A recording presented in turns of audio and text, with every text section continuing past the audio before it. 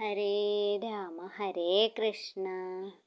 നമുക്ക് അർഹത ഇല്ലാത്തതിലൊന്നും തന്നെ അനുഭവയോഗമുണ്ടാകില്ല. എന്താ കാരണം എന്നറിയാമോ? അത് എന്തു തന്നെ ആയിക്കൊള്ളട്ടെ, സ്വത്തോ സമ്പാദ്യമോ സ്നേഹമോ ഇതൊന്നും നമുക്ക് അനുഭവിക്കാൻ യോഗം ഇല്ല എങ്കിൽ അവ നമുക്ക് അർഹതപ്പെട്ടതല്ല. ഈശ്വര നിശ്ചയപ്രകാരം നമുക്ക് അർഹതപ്പെട്ടത് സമയമാകുമ്പോൾ നമ്മളിൽ വന്ന് ചേരുക തന്നെ ചെയ്യും. നമ്മെ വിട്ടു പോകാതെ ജീവനുള്ള കാലം വരെ അത് നിലനിൽക്കുകയും ചെയ്യും. അസ്ഥിരമായ ഈ പ്രപഞ്ചത്തിൽ ഒന്നും സ്ഥിരമല്ലാത്തതുപോലെ അഹങ്കരിക്കുന്ന ഈ ദേഹം പോലും നമുക്ക് അന്യമാകും.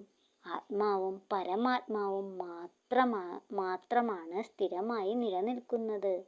അധർമ്മത്തിൻ്റെ പാതയിലൂടെ സമ്പത്തിന് പിന്നാലെ പായുമ്പോൾ ധർമ്മത്തിൻ്റെ കണ്ണുകൾ നമ്മുടെ കർമ്മത്തിൽ സദാ ജാഗരൂകമാണ്. ധർമ്മത്തിന് കോട്ടം സംഭവിക്കുമ്പോൾ കർമ്മത്തിൻ്റെ ധർമ്മകർത്താവായ ശനി ദോഷസ്ഥാനത്തായി വന്നു ചേരും. നമ്മുടെ കർമ്മം തന്നെയാണ് നമ്മളിൽ കർമ്മധർമ്മമായി വന്നു ചേരുന്നത്. അതായത് സത്കർമ്മത്തിന് സൽഫലവും ദുഷ്കർമ്മത്തിന് ദോഷഫലവും നിശ്ചയമാണ്. ധർമ്മത്തിന് നിരക്കാത്ത കർമ്മങ്ങൾ വർദ്ധിക്കുമ്പോൾ ധർമ്മകർത്താവായ ഈശ്വരൻ വിവിധ രൂപത്തിൽ ഉദയം ചെയ്യുന്നു. ആദ്യം സദ്വാക്യങ്ങളുടെ രൂപത്തിൽ സത്കർമ്മത്തിൻ്റെ നേരിൻ്റെ പാതയിലേക്ക് നമ്മെ നയിക്കുന്നു. നന്മയും ഈശ്വരവിശ്വാസവും ഉള്ളവർ സത്പാതയിലേക്ക് വരിക തന്നെ ചെയ്യും. ഈശ്വരഭയം ഇല്ലാത്തവർ അധർമ്മ മാർഗത്തിൽ ധനവർദ്ധനവിനായി സുഖസൗകര്യത്തിനായി ഓടിക്കൊണ്ടേ ഇരിക്കും.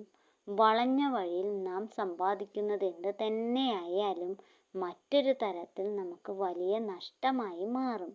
സ്വസ്ഥതയും സമാധാനവും നഷ്ടമാകും. നമുക്ക് ധർമ്മപാതയിൽ സഞ്ചരിക്കാം. ഈശ്വരവിശ്വാസത്തോടെ ജീവിച്ച് ജീവിതത്തിൽ സന്തോഷവും സമാധാനവും നിലനിർത്താം.